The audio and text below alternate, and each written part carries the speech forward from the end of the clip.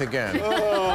And finally, new rule, the news media has to stop all this ridiculous, over-the-top coverage of the Virgin Bachelor. No, not that one, this one.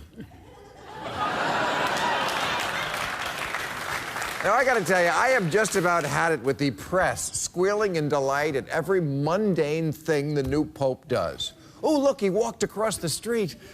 He picked the name Francis. He shook hands. Oh, fuck, he's a 76-year-old executive who got a promotion. They act like he's a baby who just made a boom-boom. In his first tweet, the new Pope asked everybody to pray for him, and the media was blown away. Wow, prayer, I never saw that coming. So out of the box, he is amazing. And did you hear he used to ride the bus? It's like we're all suddenly living in a papal tabloid. Popes, they're just like us. They like riding with the top down. They enjoy gossip. They put up with Joe Biden. Look, there are over 1 billion Catholics, just on the back of my gardener's truck.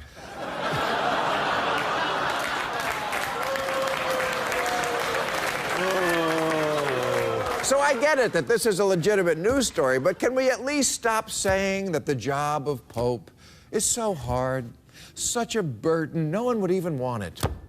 What? Okay, first of all, you're selling an invisible product. It doesn't get any easier than that. No one's ever going to come back from the dead and say, oh, it's bullshit up there, there's no heaven. It's just an empty lot. Hard job, all a Pope does is talk, and everything you say is right by definition. And you're there for life. Talk about tenure. And what other business could you be in where your company gets caught running a child sex ring since forever, and you still keep your customers?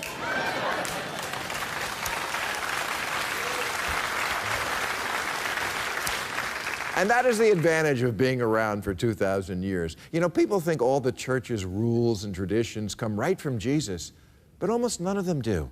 The Catholic Church has basically always done what we do here at Real Time. It's a bunch of guys sitting around making up new rules.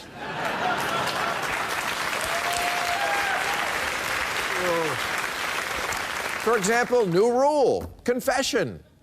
Jesus never said anything about confession, even thought of it. They pulled that out of their ass in the 12th century. Just like they did with new rule. Women can't be priests. That's also not in the Bible. Neither is celibacy for priests. We didn't have that until the 4th century, and even then, priests could still get married. They just couldn't have sex, like regular marriage. Jesus also never said anything about a pope, let alone that he should live in a palace and get carried around in a chair like Liz Taylor and Cleopatra. Or papal infallibility, another rectum-derived edict that came in the year 1870. It's an eternal truth that's 11 years younger than the escalator. I remember the new rule they made up when I was a little Catholic boy. Okay, first we had new rule, no meat on Fridays. And then one day, and I do mean one day, the Pope went, this just in. Hold on, I'm getting something. New rule, meat okay on Fridays. I mean,